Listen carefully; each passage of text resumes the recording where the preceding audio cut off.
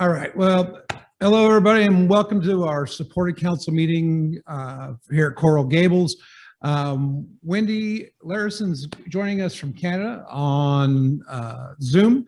James McNamara, my co-chair, along with me.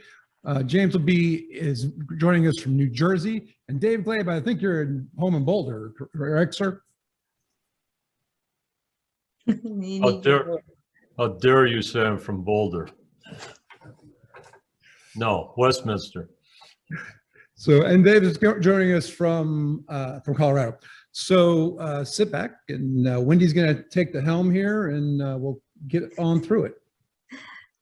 Okay, and I thought Dave was taking the helm here, but this is basically our supported scaffold agenda for today. We've got lots to cover as usual. We have our tip sheets, our component inspection, warning labels, gaps analysis, wind uplift article, tip sheets, and a podcast, possibly a National Scaffolders Day, future of scaffolds, and then as of I think yesterday we added Dave Glabe with Bay Brace Guidelines. And then about an hour ago, we added frame bracing by Dave Glabe. And yesterday Steve added pinning scaffolds and some of the questions. So hopefully Steve is here to talk about that a little bit. But we'll get started. Basically, everybody saw, well, I shouldn't say everybody, but mostly everyone's seen the scaffold component inspection. It's kind of like from the yard guys, from their aspect as to what they need to inspect for and look for. So the SAIA has brought it up. They have posted it on the website. It's a little tricky to find, so I'm just going to bring you to the website. It is under the Supported Scaffold Council. So when you go to the Supported Scaffold Council, it's it's a very last one, but it's down below a little bit, because when you click on it, you can't just access it. You actually have to join as a member to get the content from this. And nobody saw that, did they? Because I forgot to screen share it, or did we see that? No. Nope. You're on the component inspection page, Wendy. Sorry. Kate, I got a screen share this. So just going back, you go under, can you see it now? Yes, ma'am. Okay, supported councils, you have to go, I have to repeat this, sorry. You have to go under the supported council, you have to go to the component inspection part, and then you have to join now, like you have to sign in or you have to become a member to get this information. So just wanted to point out that it is available, it is there, it's just where to find it basically. Moving along, we want to talk about warning labels. We've been working with the suspended council. Basically, we want to change the tagging or update it. Right now, the SAIA has been blowing these out for 70 cents a piece. So if anybody wants some, you probably need to get them quickly because they're getting lower and lower on stock of them. And that'll be great for the incoming stock that we're going to work on. Hopefully get something resolved right today. So the first thing that we want to look at, there's two things that we kind of want to look at. One was the picture and the other was the wording of the tags. So basically the picture, there's two ways we can go about it. We want to do an outline instead of a fully blacked in person, as you could see that was in the old tags. We were going to go with the outline of the person, and we can do this either in black or we can do it in red. Red kind of stands out as maybe it's danger kind of thing, but it would show up still because there would be a white background. So we're kind of asking the members today what they prefer. Would they prefer the red or would they prefer the black on the tags? So normally I would just ask for a show of hands of who prefers the red man and that, but I'm not sure how we're going to do this by a Zoom meeting. We forgot to kind of address this. Maybe Dave, you can take over on the ground there and see how many people maybe prefer the red or the black man. Sure. We have any interest in red? I have 2, 3, 4, and in black. Overwhelming majority for black. Okay. How about online? Do they get to vote or show their hands or anything? But you For can the- do it through the reactions too. Yeah, at the bottom, you guys have where you have your chats and that. So where some are at the top. There's the hand in that. Okay. So far we're going with the black unless somebody else finds something better. Okay, the next part we have to talk about is the wording of it. This is a combination. The suspended scaffold gave us the moving, so we added in before using moving or taking down this scaffold, check with the competent person as to its safe use. There are many ways you can be hurt or even killed using scaffolds. Review the safety guidelines with the competent person. Before this used to say, review it with your boss.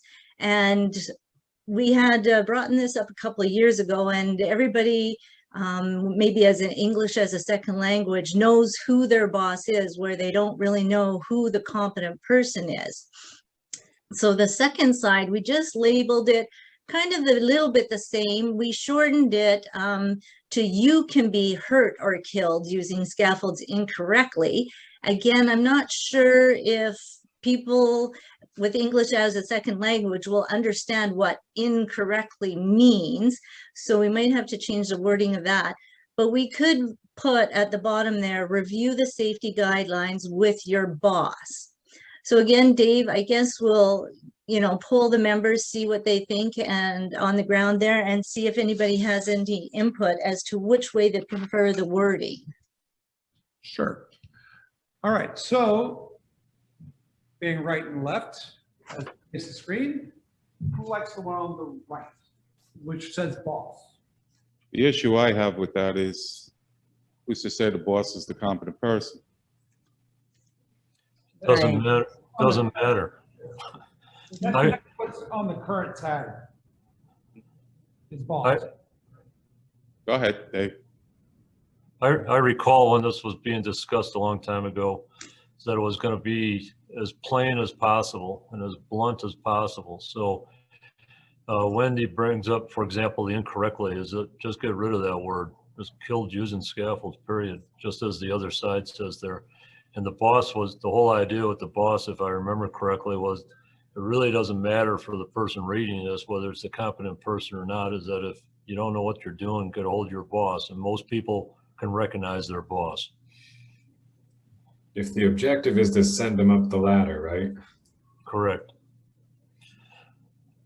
No, I think that all the warning labels would be on the frame. Correct. Or on the swing stages, because the swing stage is going to do the same thing in their meeting. Right. Oh, I thought you meant going up the ladder in hierarchy and management. I did. Oh, you did. Okay. Yeah, that's what I thought. Sorry, That's how I I actually went to took it. tagging, sorry. Up the corporate ladder. Yeah, got it. So, Wendy and David, is one thing that comes up regularly in the kind of work that I do is whether the colors are correct. So you talk about oranges, that before this thing gets finalized, I strongly recommend going to the ANSI standard on colors for labels and so forth, and reviewing that and making sure that we've got the colors correct so that somebody can't criticize our perfection. You mean for the little man, or do you mean these type of colors, like this orange? Everything. Is there significance to all of it? And I don't know it. I mean, I'm not professing that I know the colors. All I know is that it comes up, and these experts go ahead and say, oh, the color wasn't the right color, it was the wrong shade, or the black guy should be red, or the red guy should be green, or yellow means one thing, red means another, black means another. And so therefore, let's make sure that it conforms with the ANSI standard for colors. Good idea. One thing that when we started working on this, that we started talking about, everybody said you got to keep the orange because it stands out. But you're right. We'll check with OSHA to make sure. Or ANSI, sorry. Not OSHA. ANSI. It's an ANSI standard. And Yeah. it spells everything out. I can get the number for you. I don't know what it is offhand. Okay. I'll follow up with you another time. I got it here, Wendy. Okay. Any other comments with the wording from the floor or from members online? Oh, sorry, I should bring it to the wording. Sorry. Hold on one Well, second. I would just think, oh, Go ahead. Go ahead. just, The one on the left, it says, before Company. taking down the scaffold, why isn't that altering the scaffold like the other one on the right? Well, that's where we're supposed to be discussing this, like, exactly. So is altering the scaffold, are they gonna know the word, what the word altering is? That's why one says taking down, it's maybe a little simple terminology. And altering, do people as a second language know what altering is? Wendy, if I'm correct, the one on the right, as you look at the screen, that is our current language, right? And then the one on the No, left is, no, it's got the competent person in there. There's no longer the boss on the left-hand side.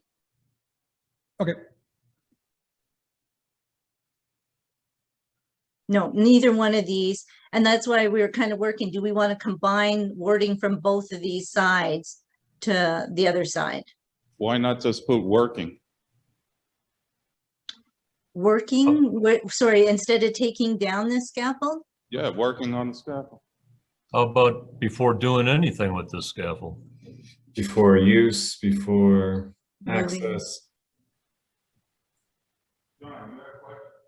Well, using would be accessing, moving, taking. So you want to, instead of taking down, we just put working on the scaffold? No, that's not enough. Before doing anything with this scaffold.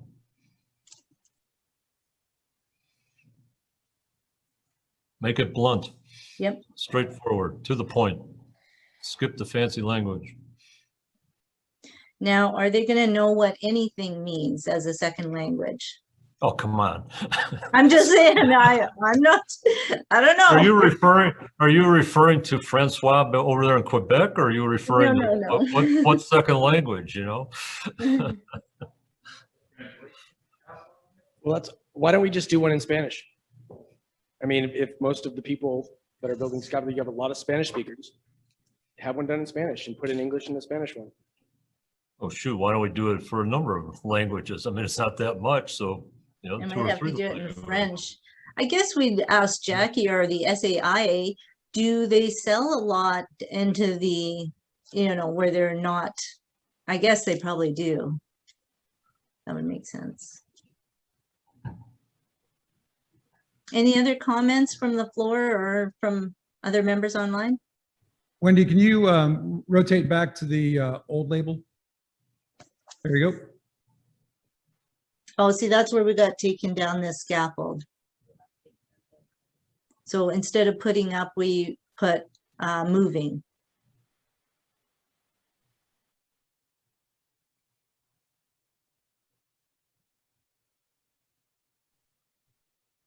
And it is possible that we just change the boss in both places to competent person if that's, all that needs to be done.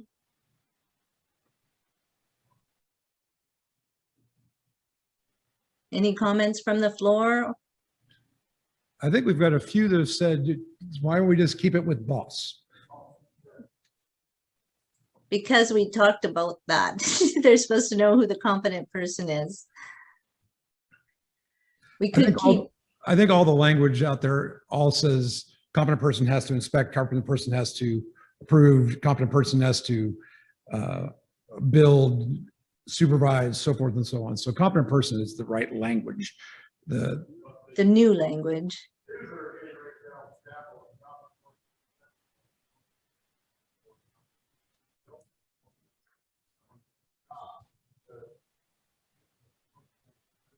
Sorry, it's hard for people online to hear from the room. I'm sorry, Wendy, hold on. No problem.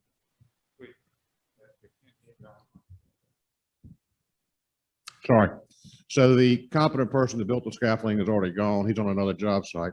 The competent person that inspected the scaffolding this morning is already gone because he fulfilled his inspection requirements for the day and he's waiting for his next shift. The only person that the user that is reading that label can go to is his immediate superior. He then passes that responsibility to the immediate superior to find the competent person or whatever that may be to go forward. But boss is, for the user on the ground, the correct choice.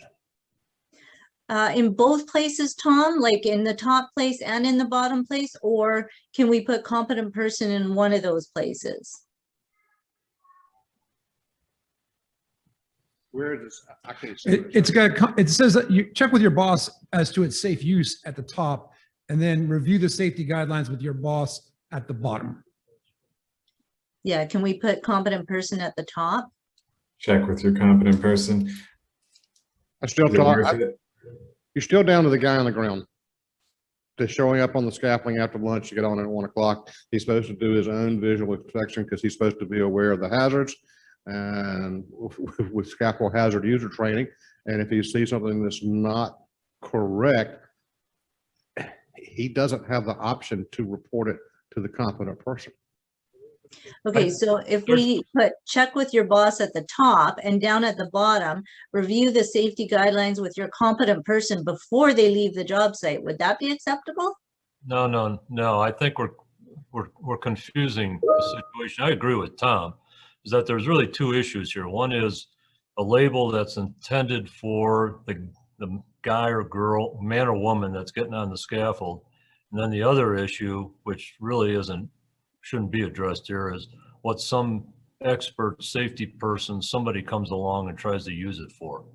And I think if we focus on the person using the scaffold, is that what Tom is saying is absolutely correct. The CP isn't around. And so therefore talk to the boss. If the boss doesn't know, then that's a different problem. Can we have a survey on how many people are actually using these labels? We could ask Jackie. I think Jackie is the one that's been selling them lately, if she's still online. I think most manufacturers are still using them just because the attorneys require it. Yeah, and Wendy, this is Deanna. I can answer that. Over the last 10 years, we had maybe 2 or 3 manufacturers actual purchase the label. I know Bill Jacks was a big order, but the sales on the warning labels has been significantly lower. is it because the boss word, or is it because they I think make a their lot of own? manufacturers use their own labels. How So many in this room use or purchase the labels? Does anyone in this room purchase the labels? DSS, yeah.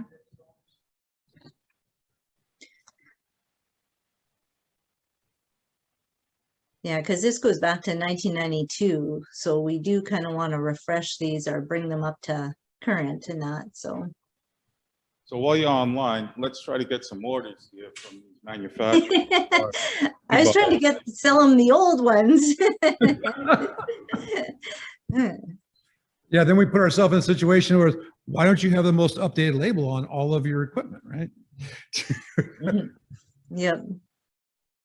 Okay, so can we at least decide on, we've decided on the black guy and the oh, actually we still have to check the ANSI standards for colors and that. So, but we will have the outline of the person. For the wording, we're going to try to keep it as simply as possible. Still keep the word boss in there. Maybe do we want to put our hands up and take a vote on the word boss and that, now that we've heard both sides of it? Sure. How many people are in for the word boss?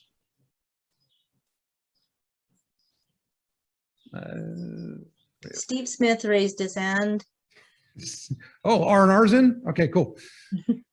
And how many are up for competent person? Competent person, about 7, boss, 22. Okay.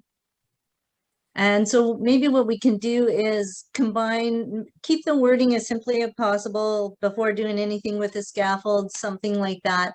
And keep the word boss in there and send it out for review for everybody to vote on at that point, kind of thing. And also, sorry, we have to check with Suspended because they are also doing it in their presentation tomorrow. Does that sound good for everybody? I think so, Wendy. Yeah. Hey, Wendy, I have one comment I'd like to make when it goes to the, I know we're going to go back to the standardized colors there with the ANSI thing, but like when it looks at equipment, forklifts, things like that, typically they associate orange with the word warning because it's if you don't follow or heed that direction, it could result in a serious injury. They associate red with the word danger because they're saying if you don't follow that, then it will result in death. So I'm pretty sure that this is probably going to fall into that same line. And that's why I did the red person to see if red means danger. And obviously that's a dangerous situation if you're falling off your scaffold. So that's why we had done that with the person.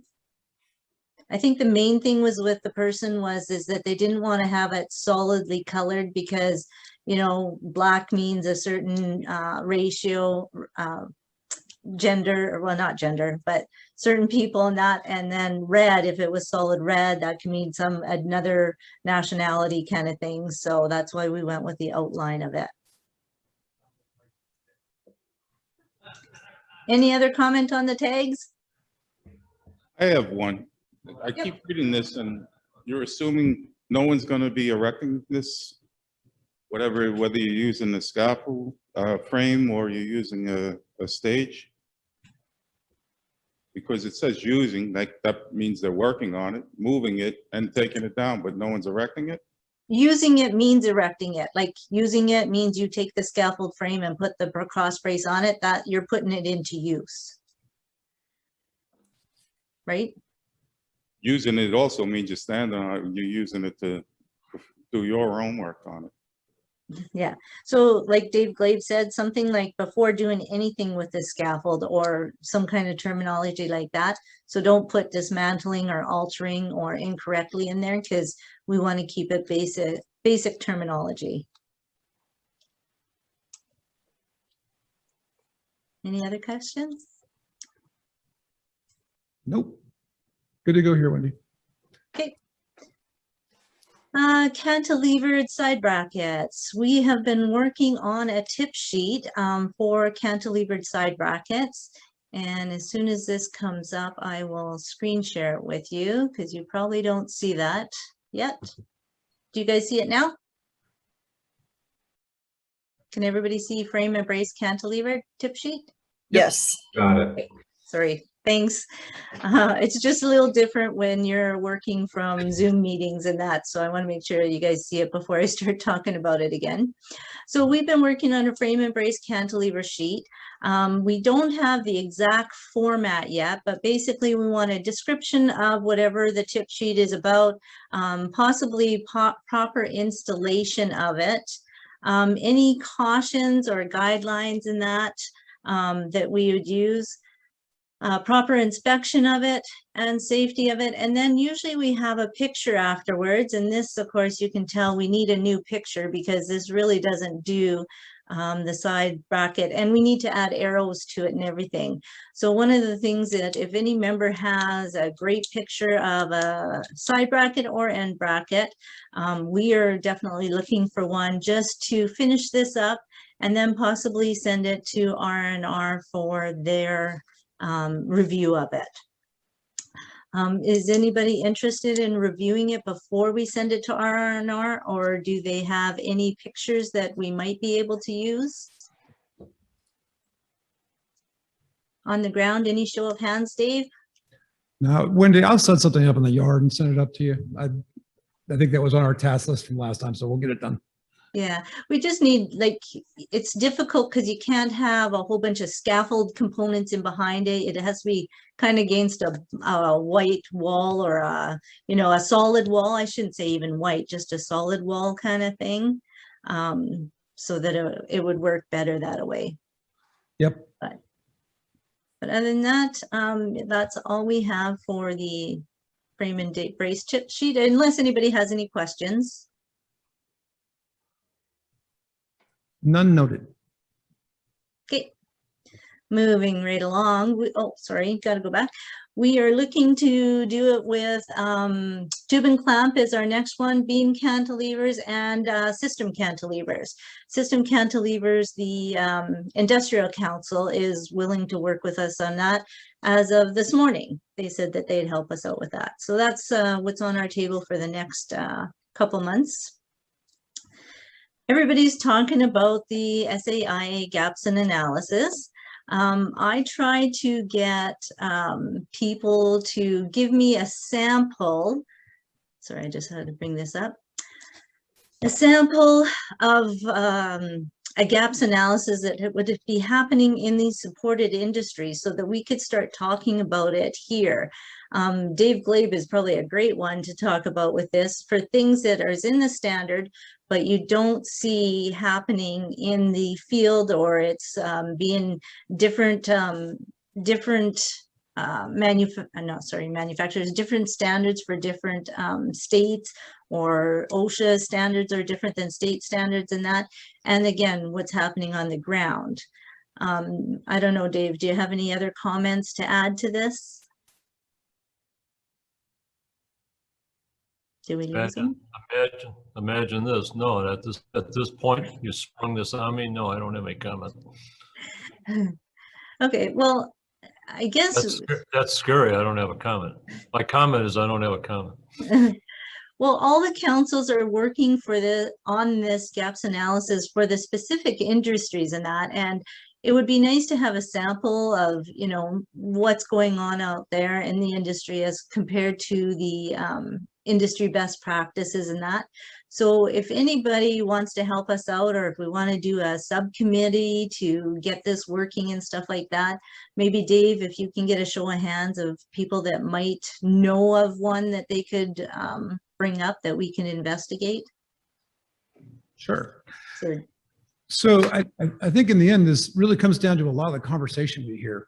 I think I just heard Mr. McDonald last night was going on and on about how tiebacks work, right? And so those are the kind of gaps that we're really talking about, is where we've got something in the regulation that doesn't make a whole lot of sense, that we are looking that there's either best practice out there, or there's how we see it versus how it's done.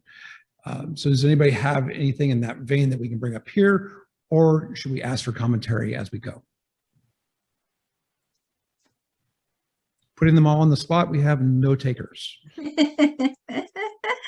Well, and I did put this out on the WOVA app and stuff like that, and I got no replies. I put it out on the committee, or not the committee, the community, and I got no responses either. But I'm sure that, you know, anybody that's dealing with supported scaffolds, that they've, you know, got to have, you know, some examples of this, basically.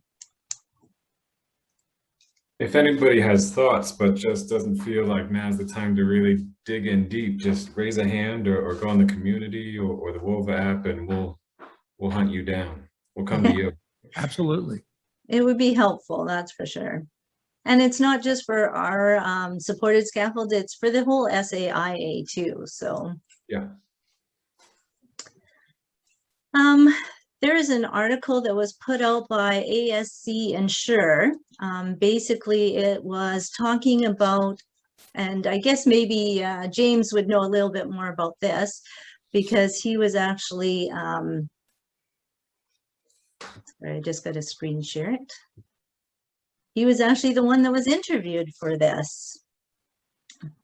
So did you want to just comment a little bit on this, James? Well, you would think, right? But I was asked for my thoughts on plank and wind uplift, and then a few weeks later, you told me that you read my quote in a magazine. So I don't know a whole lot about the broad scope, but yeah, it's a conversation that's never ending, right? Wood versus metal plank. How do you secure it from uplift? Do you wire it down? Do you use latches? Do you scab it? What happens out there? This may fall under gaps analysis again, right? What's best practice? What are we being taught? You know, on and on it goes. Absolutely. And that's one of the things too, that I just want to let all of our members know that basically, actually, there is an SSFI document that is out there. It's on the SAIA website, that it does talk about properly securing the scaffold planks and the decking and that. So if there's any guidance that anybody needed, this would be, you know, perfect for them. And this document's already out there. I'm just looking, I don't think it has a date on it, but it talks about both planking and decking and everything. So it's not like we have to reinvent the wheel. It's actually already out there, basically.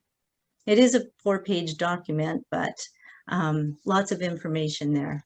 Did I go through that too fast? You got the gist. Yeah. We know Did where- everybody's looking at the SSFI technical bulletin? Yep. Yeah, you got it up. Dave, Okay. did you write that? I think you probably had part of it.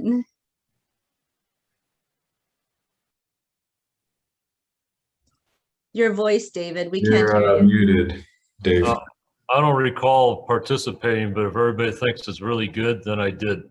You know, if everybody thinks it stinks, I had nothing to do with it. It's got pretty pictures. Yeah, I noticed those, yeah. You know, I'd like to have that looked at and updated. Oh, do you want me to go back to that one? Sorry, Mike. No, actually, it's been, I think it needs to be looked at and updated.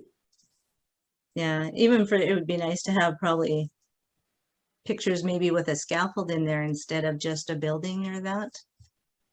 I think that's something that the SSFI should address when they have their meeting tomorrow. No, I think I want it under the SAIA.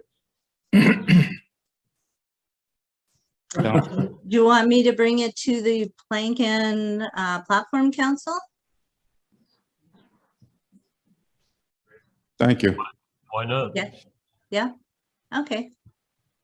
I actually didn't mean to bring it up to give more work to other councils, but that works. That works. Yeah. Because it's not sitting in supported scaffold. Right. Well, that win. That's a win. Okay, moving on. The SAIA, well, our council in 2015, we did a tip sheet on small scaffolds.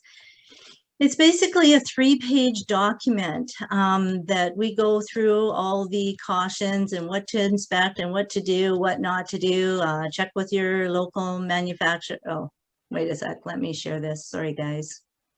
You've probably not seen it. Now, can you see it? Yes, got it. Okay, so yeah, this 3-page document is for small scaffolds or hallway scaffolds or however you want to call them. And it goes through the maintenance of it. It goes through the use of it. It goes through the cautions of it. And then it has a nice, this is the type of picture I'm looking for the cantilevered frame and that. Something like this that the people or users can look at to see what to inspect before they actually go on it and get on it and that. So this is a great 3-page document. 3-page documents for having at safety meetings or anything like that is not always easy because it's, you know, you're flipping through pages and you lose a page or someone's got the wrong page on the front page and that. So what we were kind of doing is possibly a little podcast on it. So, oops, Jackie, if you could do the little podcast right now.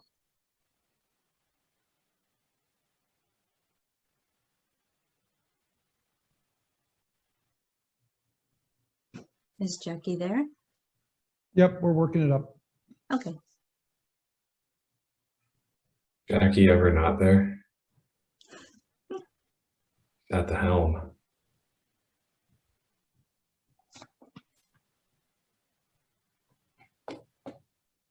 Welcome everyone to the small scaffold presentation on safely using utility scaffolds and small scaffolds on the construction site. Sorry, Jackie, you need to do it from the beginning. You have to go from the beginning. We're working on it. Sorry Okay. about that. Okay. Welcome, everyone, to the small scaffold presentation on safely using utility scaffolds and small scaffolds on the construction site and at home. We have it in the wrong view. Was made possible by the SAIA supported council, supported by the Scaffold Access in Industry. Sorry, we need it in the presentation view. It's on presentation view in the general session room, but not on the Zoom room. Oh, okay. Yeah. So we still. Back in 2015, the supported council came up with a 3-page documentation on tips on how to use utility scaffolds, safe work practices, and things to know before you get on a utility scaffold.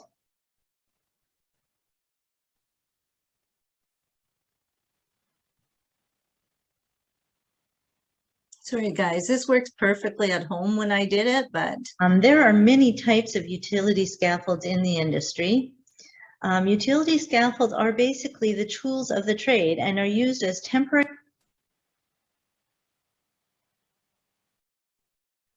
There are many types of utility scaffolds in the industry.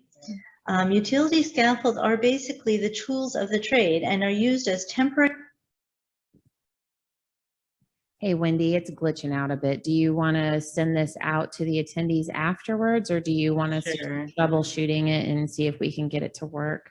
That's, well, it's gives, I think they get the gist of it as to what we've been doing in that. So I don't have a problem with that. Yeah, apologies. The video. There are many types of utility scaffolds in the industry. Utility scaffolds are basically the tools of the. There are many types of utility. Exit out of it. It's Dave's fault. Okay, you can go ahead and do your screen share again, Wendy. And am I not on there right now? Okay, never mind. Sorry. Go ahead, proceed. Does everybody see the podcast presentation? We're going to have to skip the podcast presentation and we can send it out after the session. Right. No, I'll just talk about it a bit for sure. Okay.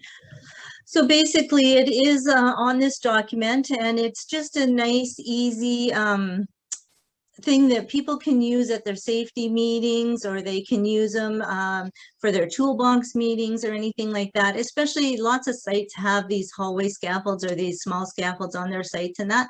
So, and scaffolding is not that exciting. Reading a 3-page document probably isn't that much fun, but even me reading it to them online through the PowerPoint presentation isn't necessarily all that fun, but we do try to make it as easy as possible to get this information out to the users and people that are using small scaffolds and that. So that was kind of the intention of the tip sheet, and then now the small scaffold version podcast. But yeah, we can post, actually it is posted on the community if people want to go and see it. And that we started trying it off with a scaffold tip sheet, or the small scaffold tip sheet, and we're going to do them with some of the other tip sheets that we have also. National Scaffolders Day, a day to recognize the work of scaffolders, scaffolder helpers, and scaffold industry workers. Central to many construction sites, these workers provide a service above and beyond any other trade professionals. So should we have a National Scaffolders Day? A day in the life of a scaffolder varies from moment to moment on the construction site. So we were talking about this, I think, a couple of years ago on that, and then all of a sudden I got this email that says, oh, Thursday, January 14th, 2021 was actually National Scaffolders Day. And so then I went researching, and these are 6 different ways that you can celebrate National Scaffolders Professional Day. Most of them probably want a day off. Well, not a day off. They want a day off with pay, is mostly what most of them want. But other than that, this is just some of the things. Welcome everyone to the small. So this is the, just some of the ways to recognize the scaffolders that work on your job sites and that. Any questions on that? Any input on that? Did lots of people know that there was a Scaffolders National Day? Did someone in Florida pick the January? Yeah, no doubt.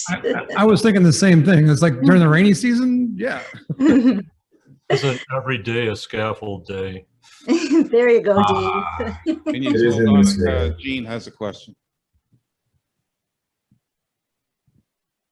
Wendy, AGC and others, have a stand down day in most locations. So MDM has asked quite often on the stand down days that we provide some safety information as part of their stand down day. So we do participate in that type of thing. That's awesome. Yes, I do know about that. We actually have done it with the SAIA a few times. They used to send it out. Since COVID hit, I haven't actually heard too much about it. Did you guys still do that when COVID was around? Nope. Yeah. Yeah, it's something to start up again, I think. Any other questions? Gene, is that just sorry, Wendy, is that just like stand down days at your sites or customers and they just reach out to you individually kind of thing? Or were you thinking more of like on a broader scale? Hold on one second. I think there's a couple of different organizations that have a national stand down day, AGC, ABC, associated subcontractors, so forth and so on. That's what you're getting at. Right, exactly. And it's usually the general contractor, customer of ours, or the safety guy for the general contractor will ask us to participate at their job site. So they got some kind of physical demonstration going on as part of their shutdown day. That's great. Thanks. Just curious. Sometimes they throw a barbecue in. Usually. It's going to be some perk to it. Future of Scaffolds. Dave, James, and I received this and thought it would be very interesting to share with you guys. And that basically NASA is working on a replacement for our workers. I'm just going to share this with you. I think I can make it bigger. Does everybody see that? Can you guys see the robot? Yes. Okay, thanks. I was telling Wendy they've successfully made tube and count slower. Yeah, I don't think our guys are going to be hurting for a job for any time soon coming, but it's very interesting to see what they're working on and what they're doing.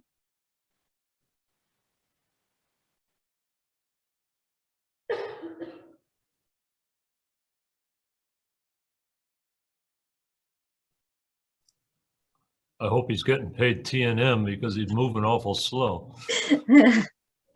Yeah, that's why I say my guys, yeah, they won't be out of work anytime soon with the robots.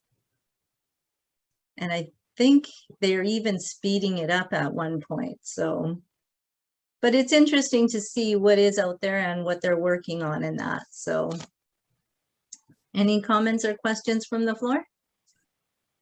So whose clamp is it? Looks so clean. Wait, Never which seen- one of you guys sold this to them? Yeah, I've never seen one of those.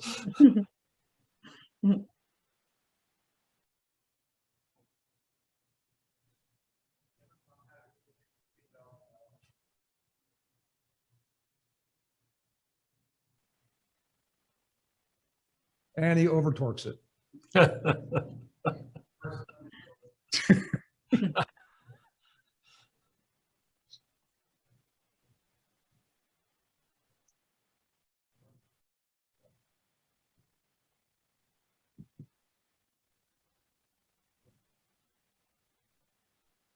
Oh, maybe my screen's slowing down too here.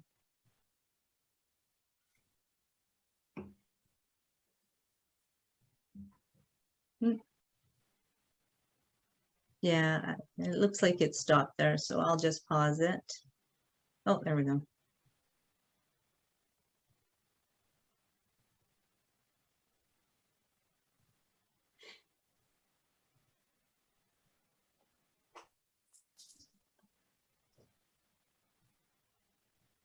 So just something new to share with the members if they haven't seen it before, and that some of the things that are out there and that are happening in the scaffold industry, even though it might not hit in our lifetime, but it is something that is being worked on. Wendy, this is Gene Morgan. There is another robot company. I think it's up in the Northeast, but I was going to send it to you. It was online, but they actually show different types of robots that moving around a lot more than this guy, where they're actually having him dancing to a song, and it's showing him moving his arms, raising his legs, and doing all kinds of dance moves to show you the flexibility of what this robot can do. And then they bring in a dog-looking robot that's able to perform certain chores, and then they have like a little an equipment lift type robot that comes along and actually has the ability to lift up equipment and move it around. It's all in this one video. Oh, cool. Yeah, I would but- love it if you'd share that with us. Yeah, I should have sent it to you. Yeah, no, for sure. And just to let everybody know, all of this stuff that I'm presenting here today, it is all on the community too. I've uploaded it to all the different links and all the presentations that we've talked about, except for Dave Glabe's. It's coming up right now. Wendy, Yep. just to expand on the robot thing real quick, somebody actually has in development, it's not a robot per se, but it climbs the grid of system scaffold carrying components. And so I would love you to share that with us it's laid too. out in a bay so that the ground man is feeding the robot, for lack of a better word, and it rides along the grid taking components. I'll have to find the video. I'll get it to you. Oh, that would be wonderful. This is Ali. I actually just dropped the same robot in the chat there. I think it's called Kawazo. It's out of Germany. And that one does have some field testing that's shown promise in terms of reducing overhead and transporting components around the scaffold. See, and this is what I like about this group is you bring up one thing and already we have two more that have added to it. So this is perfect. Thanks for doing that, Ali. Shall we move on to Dave Glabe and system bay braces? So shall we? Can you see it on my screen? I feel we shall. We shall. All right, I spent hours on the cover sheet here. It's not easy to get this font style. You have to work at it. All right, here's the background on this. Some time ago, Mr. Brewer, I believe it was, started this, is that he requested some information from somebody that supposed to know something regarding bracing of system scaffolds. So things stretched out a bit, and finally I worked up a couple of sketches, sent it off to a couple of peers of mine and said, how about a little input? And for some reason the project stalled, and it dawned on me the other day that perhaps we need to revisit this and see if we can rekindle some excitement in this. So I guess the first question is anyone interested in coming up with some guidelines? I think shot at one. it already says SAIA approved procedures, so I think we're done. Oh, we got that through our that way? Awesome. Yeah, yeah. Oh, man. All right. Well, this was just the idea. So you'll notice in the cloud there, it says this info is suggested starting point for developing guidelines. So don't everybody get excited and say, well, wow, there it is. That's it. No more is needed. Maybe that's all that's needed. That's one of the things I guess we need to find out is what other information would you like in this guideline? Now, having said that, is that when you look at these sketches, you're all going to say, well, that's overkill, that's conservative. Keep in mind that this document has to be overkill conservative. If you want to do something else, then the obvious solution is that you contact the manufacturer if the manufacturer knows, or you get a hold of a qualified person that can help design the scaffold at hand. The intention here, I think, is for the competent person perhaps to review scaffolds, but I think actually it's probably more for example, a general contractor safety person who would try to figure out what is expected for system scaffold bracing. So there's no doubt that there's alternatives to this, but to boil it down, you'll see that there's bracing for one single bay tower, for a continuous run tower, and then for a bird cage or large area scaffold.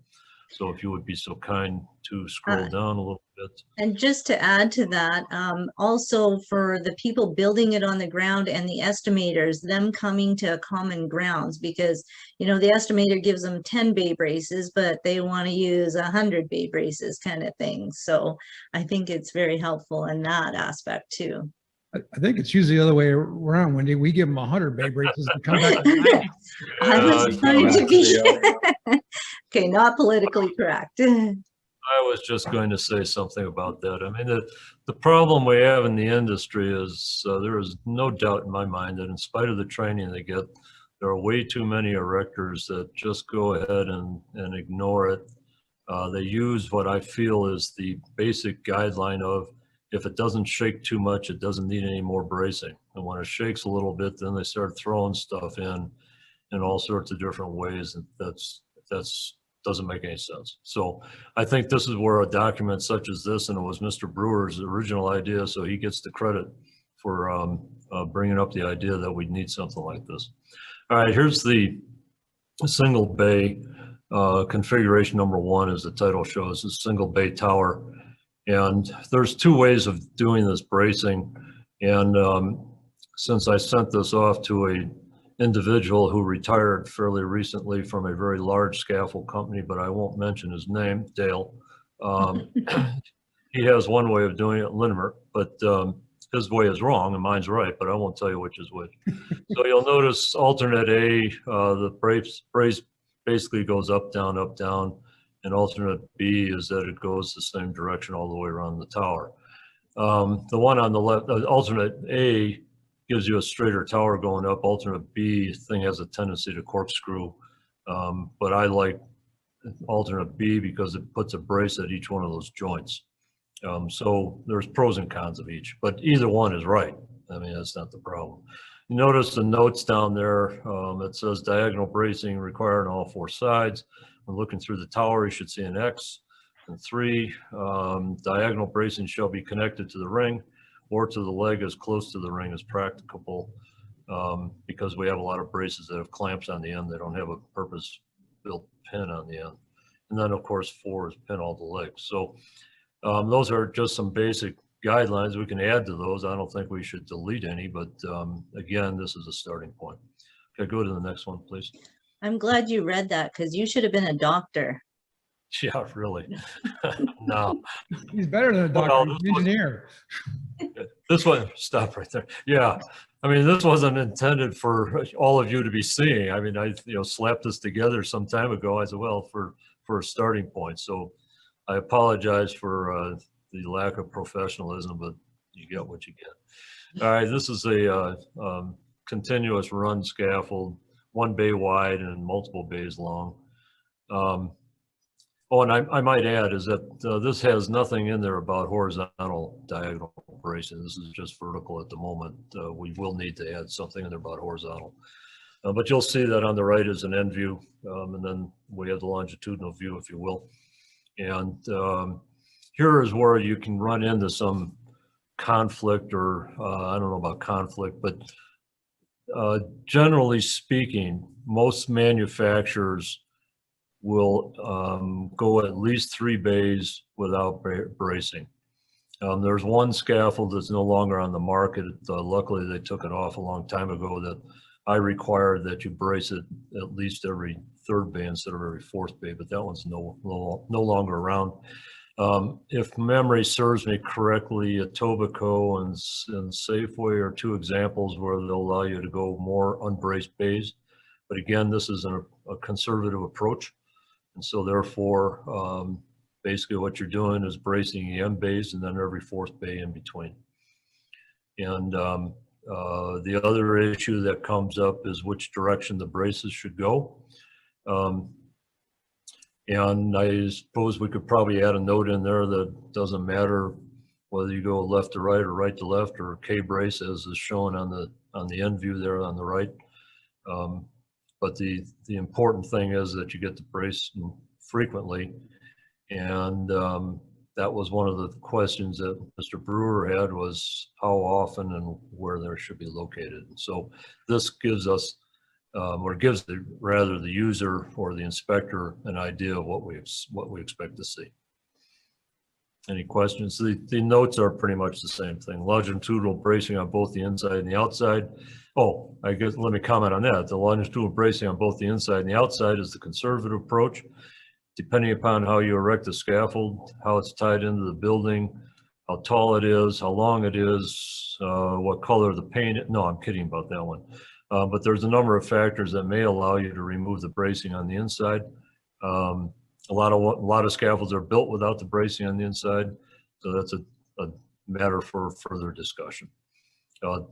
Number 2 was the same as the other one, diagonal bracing connected at the ring or as close as possible or practicable, and then pin all legs. All right, and you'll notice also there's some arrows there talking about the tie-ins. I'm sorry, the transverse brace, not the tie-in. The tie-ins aren't shown. Transverse bracing and the location for those, and those are generally every 4th bay. There are different ways you can describe that. And then finally, the last one, I don't know if it's the last one or not. If you would scroll down, whatever. Is this the one where you would put the plan braces in, or the horizontal diagonal? Yeah, we'll need either, plan bracing, or for example, if you have the right kind of plank, metal plank with hooks, is that you can get away with not doing horizontal bracing. But having said that, since this is a conservative document, is that I certainly would like to see diagonal, horizontal diagonal bracing shown. And I see you have a tie, or is that what constitutes a tie there? Yeah, that's the transverse bracing view there on the right, is that there's a tie to the building. I'm a little concerned about how we handle ties to the building because, as you all know, OSHA regulations specify the minimum requirements or maximum spacing, but it's frequently necessary to do a different pattern than what OSHA needs, specifies. In other words, one that's more, has more ties. But we can probably cover that with notes. Okay, so you wouldn't want to put any ties or, red X's along the side view there? Well, as you'll see in the frame spacing PowerPoint I sent to you a long time ago, that was what, an hour and a half? Yeah, that. The ties are shown in there. So that is one issue that needs to be addressed. Yeah. And typically the horizontal plan bracing goes at the tie level. So it pretty much, no pun intended, ties it all together. Everybody can groan now. All right, configuration 3 is your large area scaffold, multiple bays in both directions. And you'll notice this one is color coded. Example 1 is that this follows what you just saw for a continuous run of scaffold, is that we have to have bracing every so often. This one basically shows braced towers every 3rd bay. You'll notice the pattern here. I tried to show where you had to do the ends or the corners, if you will, and then space it out in between. So obviously this diagram is pretty crude, but it gives an idea of what can be provided in a document for people to use to get a guideline as to what is expected for a large area scaffold. Go to the next one, if you would, please. Okay, and this is another example. Example 2 is just a change up in the bracing. Shows that there is no one way to do this, is that there are multiple ways, but the bottom line really is that you have to provide that bracing every so often, and generally it's every 4th or 5th bay is really what it comes down to from most manufacturers. So this gives you all crude sketches of what can be put in this document. I think probably what's needed is input as to what else you might want to see in this document. And well, first of all, the big question is this something that is going to be useful?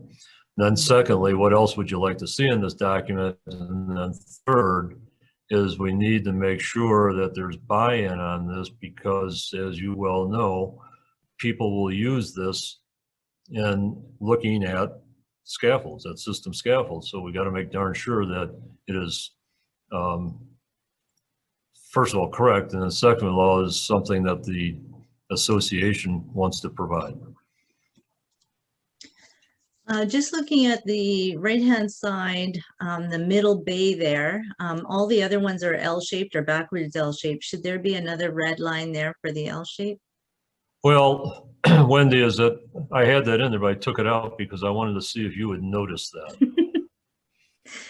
Okay. Yeah, of course. Yeah, of course there should be in there. I ran out of ink. How's that sound? Okay, so let's go to the floor and talk to Tom and see. Tom, you started this. Is this a starting point or?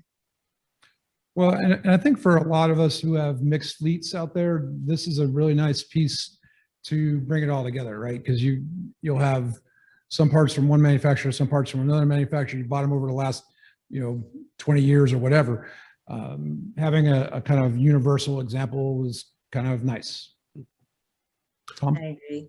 Sure. It looks very familiar to the scaffold, to the diagonal game I sent out. And, I think Dave and Dale varied by about 60 diagonal braces on the one this size. So no, it only took you 5 years to get here, Dave. So I'm glad you finally did it. Yeah, well, I don't want to rush into things. You know how it is that you never respond the first time or the second time, maybe to the third, then you realize people are starting to get serious. But in my defense is that I took it upon myself here to decide to resurrect the thing. So see how I am? Yeah, I think the original game came back, and I think that this scaffold had somewhere between like 12 and like 180 different braces in it, depending on who was erecting it. Yeah. Well, that's part of the issue, right? Is that what do we expect as a minimum? Now, keep in mind that this does not supplant a design by a qualified person. Right. And, and of course, that first slide with a single tower is that we even get into arguments there about what should be required. But, that's pretty straightforward. And so, a guy building a single bay, there isn't going to be much discussion on it. In fact, the advantage of that first one is that it shows that, hey, you got to put the braces from ring to ring, not in the middle or wherever you feel like doing it. And same with the wall brace, or the running scaffold. So that's the really useful information. There's no doubt when we get to the large area scaffolds is that there's going to be more disagreement as to what might, but it at least is something for people to use to understand something about system scaffolds. But the core question still remains, right? I think if I understand you right, do we as an association want to be the ones putting this out? And then, the legal aspect of everything that comes with that, right? Yeah, here's the downside, right? And the work I do is that it's going to be produced. Sure. And somebody will, wherever it comes from, is that some expert who doesn't know anything, quote unquote, thinks he's an expert. He's going to use this diagram, and he's going to say, "Look at that! They didn't build it exactly like this."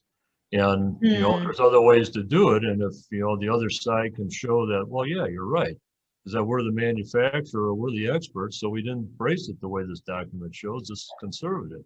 On the other hand, if your guys screw up and leave half the braces out, this document will be used against you. Can we not include a disclaimer and cautions that will pertain to this? Oh, absolutely. Yeah, don't worry. We'll get those in there. Sure. I think it'll exist. I think it needs to exist, and why not us? Who better than us, right? But there's a heft to it, an accountability and responsibility to it. It's worth discussing. On the ground is Mike Palladino there for the legal aspect of it? No, I had Esquire at the end of my name. Well, it'll be the SAIA that will be hit with it if we, when we publish it and that, so. Well, it isn't the SAIA that'll get hit with it. It's that somebody will use it against SAIA members. So understanding that no matter what occurred, this occurred with codes of safe practice a long time ago. Is that, oh my gosh, we give out any information, somebody's going to use it against us. Well, that's, we went ahead and did it anyway, right? So we got these SIA codes that actually work very well, and they work very well in legal proceedings. So this can do the same thing, but just beware that it's somewhat of a step up in that it provides some information that maybe some members aren't willing to use. They don't follow this, and they, if they've got the defense to back up whatever they do, it's fine with me, but please understand that, this means that the SIA members are going to have to behave. And so we can just put on there, this is not intended to, replace competent person or replace engineering or anything like that on it.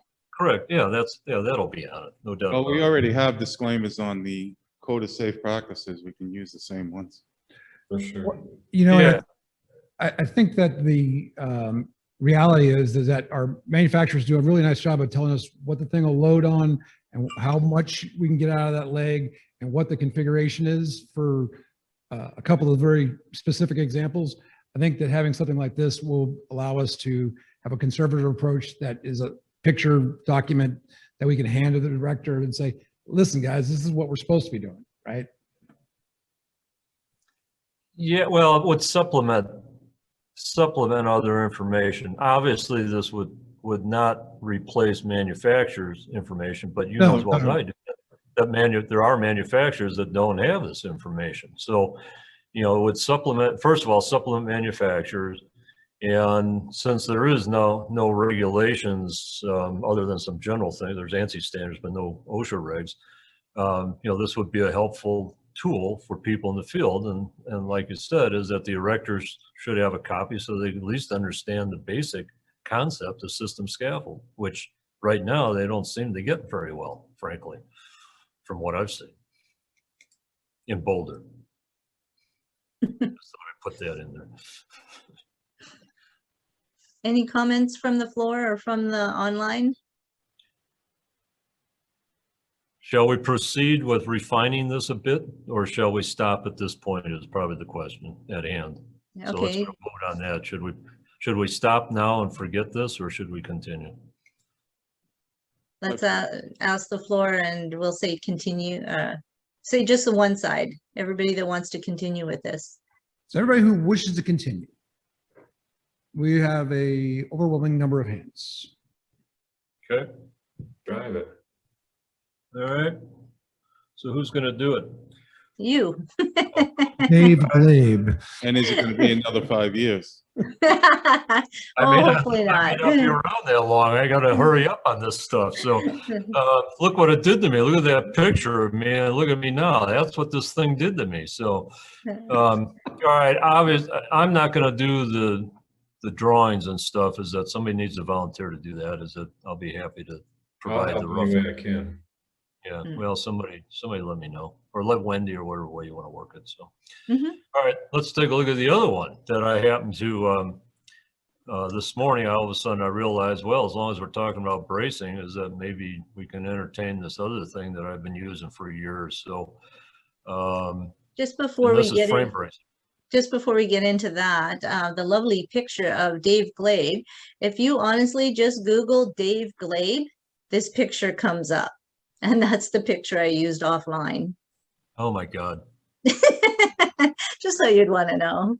Yeah, times were simpler back then, you know. I just noticed from 1971 to now, the hair color is the same. Not funny. You're one to talk about hair, John. Yeah, really. Yeah. So let's see if Ron Camp is there, he can share with you a picture of me utilizing a crude form of fall protection on top of a shoring tower 70 feet in the air. So yeah, life is good. All right, scaffold frame bracing. It's surprising to me after I don't know, 70 years, 70, what are we at? 80 years of frame scaffold use, is that people still misunderstand all this stuff. So this was something I developed a long time ago in the training that I used to do. And it just clarifies bracing. So we start out, same thing with the system as we did with system. We start out with a single tower bracing. Now this one shows tie location. And you'll notice there's a first rule of bracing. I did that in anticipation there'd be another rule, but I finally figured out that there is no other rule, is that that's it. But it says each leg must be properly cross-braced to at least one other leg. And sure enough is that here we have a tower that's what, 1, 2, 3, 4, 5 frames tall, tied to a building. It's got bracing. It shows a 10-foot brace. Obviously, it can be anything. Okay, next, please. With this, do you have it done for like California and Canada for the different tie-ins? Yeah, not. Yeah, well, I show it differently for California. I've got a different presentation for tie-ins. So this happens to be based on feds, on U.S. federal. Okay, so as you bring that up, before I forget, is that I did not include the California style bracing, which is leave it all out, and we can discuss that at the end of this. Okay, so then, the next step is this okay? Yeah, sure. It's just that you need more ties because you have a bunch of individual towers. Okay, so the next one.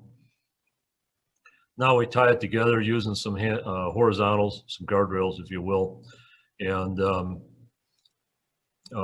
this shows that you can use fewer ties. That's why you would do this. One reason you would do it, but the other one obviously is that you ran out of cross braces, I suppose, or you wanted to have better access to the work surface. So in other words, a variation on a theme. Okay, go to the next one, please. Just talking about cross braces, one of our customers, we sent out cross braces and guardrails. He used the guardrails as cross braces at a diagonal and brought back all the braces because they wouldn't work. Holy cats. And it stood? Yeah, life is good. I'm not sure if it stood. Yeah. All right, this one I hesitate to include it. I went ahead and did it anyway. But normally the manufacturers don't like to see this, is that as you'll see at the bottom, I put this bracing effect in there. And because of the fact that the diameter of the hole is a little bigger than the diameter of the pin, we start getting slop in the system. And those, the 1, 2, 3, the third and fourth leg over from the left, start getting a little shaky because of that. So a lot of manufacturers say, okay, we'll let you do 2 bays with guardrails and then cross brace. So we may not want to keep this one, but it shows a variation.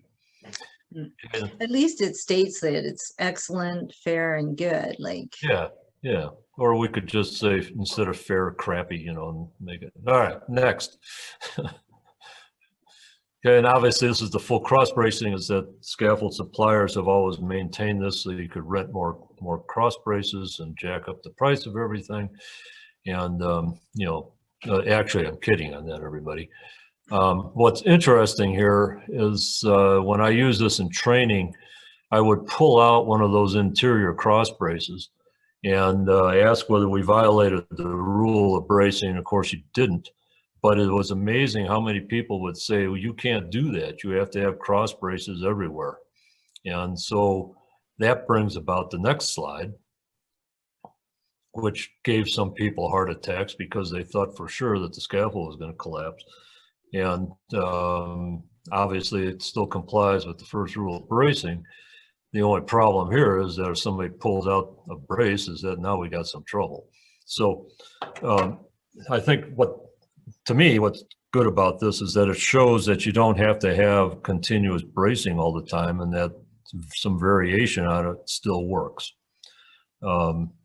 Generally, what I always did in training was say, yeah, typically we tell you to cross brace everything because we know people pull off cross braces, and that's the safe approach to it. So that's, that was this. And the California bracing, which leaves out all the bracing on the inside and puts in horizontal goosers at the top of the frame, is not a very safe practice. But you're going to say, well, wait a minute, they do it all the time. Yeah, well, the capacity of the scaffold's reduced by about half, and it works, but we don't have you get the bricklayers doing that.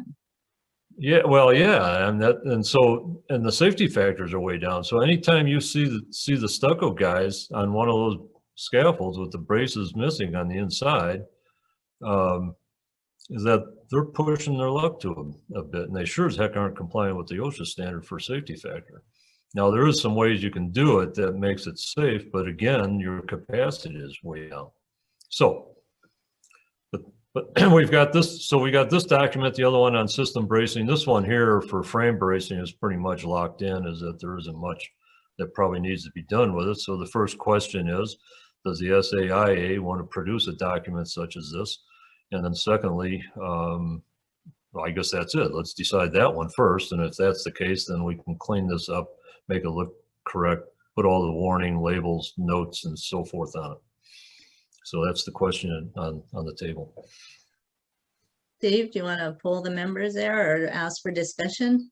Yeah, so is there any discussion on this document? Hold on a second, mister. No one can hear you out there. Yeah, where's the box? Just wanted to point out, this was actually in the SAIA competent person frame course before the change. So it's good to see this again. And yes, it would be a good standalone document, if for nothing more than to explain to the safety guy that it is possible to remove a brace and not have a scaffold fall down. Exactly, exactly. All right, so show of hands, we would like to move on with this. And once again, an overwhelming amount of hands. Okay, so notice that there's a copyright on it. So this will cost about $1 million for the SAI to publish it, but that shouldn't be an issue. Mr. Okay. Palladino, is there a problem with that? All right, can I don't know, are we done with the list? Can I ask for new business? Yep, we're moving on. About pinning. Yep, one last thing. Just want to talk, yesterday, Steve Smith brought it up in the Board of Directors meeting. So if Steve is online, if he could just, and if we can unmute him so he can talk about what happened. Yep, I'm right here. Hello, everybody. Yeah, well, this came about as a result of a question that was sent to the R&R committee that was questioning, let me just get it. And so what they asked us was, it started out just a fairly straightforward question that a safety person was being told by the contractor that they only needed to pin frames in place when there was netting or shrink wrap attached. And the safety person objected to that and said that wasn't correct. But then he attached a letter from the Nevada OSH. And that was then something that Dave and Dale certainly had some questions on. Right, Dave? That is correct. If you recall, we basically, and I'm just finding the response. I think you referenced my cousin Vinny in the response to the Nevada gentleman's comments. But he said it's an excellent example of issues that we face in this industry. I must admit that Jess Langford, who's the guy from Nevada OSHA, did a pretty good job of regurgitating what is already stated in the regulations, but unfortunately couldn't leave well enough alone. Expecting the scaffold to stay together after a truck plows into it just after the foundation caved in is an interesting approach to scaffold design and safety. So the question that we had amongst ourselves is, what are we going to do about this letter in particular and similar such statements from OSHA? So that was, so then the question, well, the response that we determined was that this is not something that the R&R should necessarily be considering at this point in time, but maybe something that could be addressed by the Supported Scaffold Council. So hence my question there.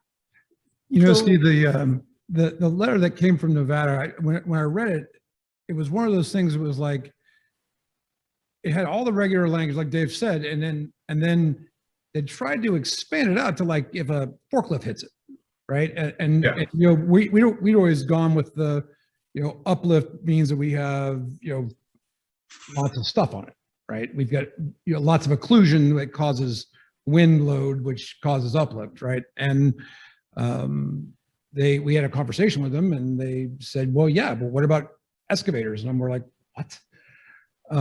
But that is the current guidance in Nevada, is if an excavator or a forklift or a truck can run into it, there is a chance then of uplift. Okay, so that helps give us a bit more background, I guess, Dave, on that. So thanks. Yeah. So originally we were going to suggest putting in a response that that included a recommendation that you did actually pin all the scaffolds. But then again, we backed off on that part of it and decided that maybe that was not something that we should be doing at this point, particularly in response to this question. And again, that's something we could talk about. Does the SAI want to take a position on pinning the scaffolds? Did you not recommend the competent person is responsible for that decision? Yes, we did. We actually said, the response we said was, there are multiple factors which can affect or cause uplift, and so the SAIA recommends leaving the pinning decision up to the competent person supervising the scaffold erection. And then please know that if the manufacturer of the scaffold requires the frames to be pinned, then OSHA should typically cite that requirement during an inspection. Sorry, then OSHA will typically cite that requirement during an inspection. So again, is there maybe a sheet that we can do, or a tip sheet or a guideline sheet where, like Dave's doing with the system bracing, where you can put it out there as just suggestions, or not suggestions, but cautions of it? Cautions of not using them? How about a request for a letter of interpretation on the term uplift? Because that would squash that problem and give us a response from OSHA on when we need to pin. No. We are the voice of the industry. We do not ask OSHA to tell us what to do. We tell them. Okay. Sorry, that's my opinion, is that they need to guide. Keep that in mind when they're citing me because I didn't put pins in. Yeah, exactly. I mean, that's why we need to tell them what's expected. Is that sorry. We've got a question over here, Mike.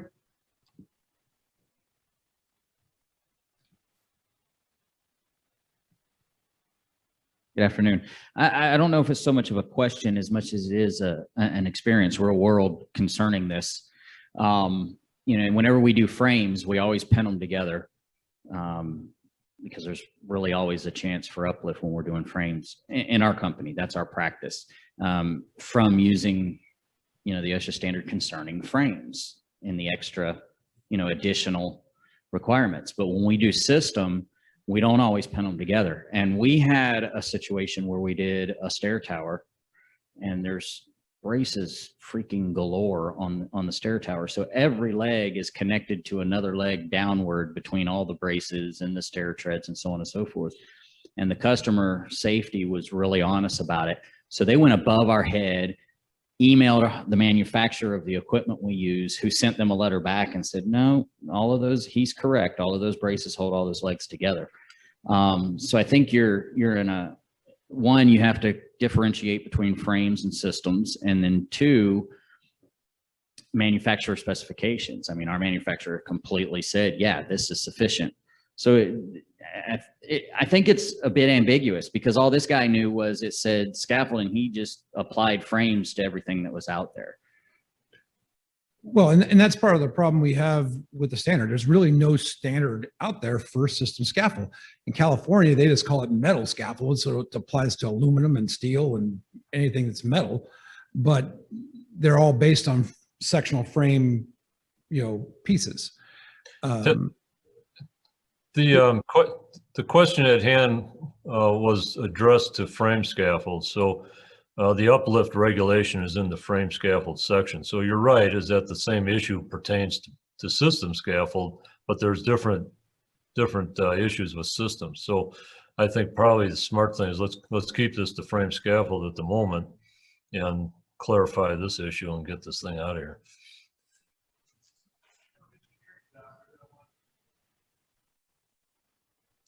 So are we saying that we wanted to do something though to give like a tip sheet then, Dave? Is that what we really were saying? Well, don't we want some kind of guidelines for Or the guideline, yeah. industry? Sure, why not? Why not?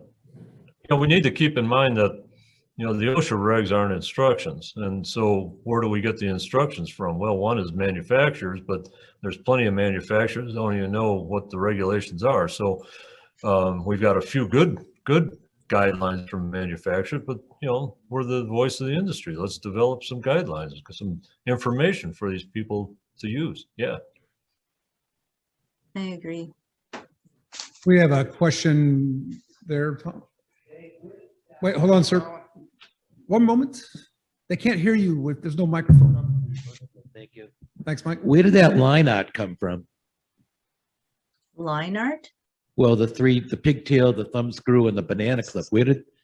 Same place where Dave Glabe's picture came from. You just Googled pinning framing online, and because I'm not publishing this or selling it, I can use it. I don't think it's exactly right, because on the left hand, Absolutely. okay, because most coupling pins I know have holes top and bottom. I've never seen anything like this before. Yeah. No, and exactly. And that's another reason to use this too. Well, I guess that you have two questions. Are the manufacturers going to update their protocols? And two, how many lock pins do they have on order? How many do you want to sell? maybe we'll put this document out and then the SAIA can sell toggle bolts or pigtails. There you go. Well, I propose that the Supported Scaffold Council develop a document that provides information for scaffold users regarding. Is this something that we should join with the SSFI and work with them? Sure. Well, certainly in coordination anyway. Frame pinning guidelines specifically, Dave, or? Sure. Yeah, to start with. Yeah, frame pinning guidelines. Yeah. Can I ask how many things you are working on right now? And lots. I'd rather you did it. What's done first, because I think 4 or 5 things just came out today. I think this one's kind of important. If we worked with this one with SSFI and the cantilevered scaffolds with the industrial, that'll alleviate some stuff. I've got a running list here. We can. Brewer says his bracing's more important. Oh, well, that's Dave Glabe's working on, so that's perfect for him. Those have been assigned to Mr. Glabe. What was that? I didn't hear anything. What was that? I didn't hear anything. All of it? I didn't hear any of it. Yes, well, you know, the shoring council had it right. Is that let's, you know, set up some committees, get some volunteers going there. I see a whole bunch sitting there, and work. You know, have a few people work on each one of them. There's no reason we can't do these all simultaneously. Mm-hmm. And through, you know, online stuff, emailing back and forth, and our new community website that we're using, I think, yeah, we're going to have good communication from now on. But just in case we don't, Dave, do you want to take everybody's names before they leave the room down there? Sure, I'll get right on that, Wendy. Don't let them out. Yeah, lock the doors. Brace the doors, Jackie. Other than that, I guess before I say thanks for attending and thanks for all the input, is there anything else that everybody want to mention? Yeah, I have something, and this came up while you were talking about the orange labels. What about, I throw this out just as an idea, what about a small label that says something like need info question mark, and underneath it a QR code, and underneath that the website address for the SAIA, because that will help when we have certain individuals that say, well, we couldn't find any information, you didn't warn us, you didn't tell us, you didn't give us the instructions, you gave it to the truck driver, the code to the truck driver, but not to the guy erecting the scaffold, et cetera, et cetera. So let's everybody think about that. A very simple label like I just described. On the surface, I like it a lot. An awesome idea. Yeah, and I mean, add something that we have some training is required to use this equipment. For more information, go here. Well, I don't even think we need that. Is that, I mean, it's in all the documents we have. It's amazing how many people don't know that the SAIA exists. And secondly, they do know is they don't realize how much information is available. I mean, it's a shame. It really is.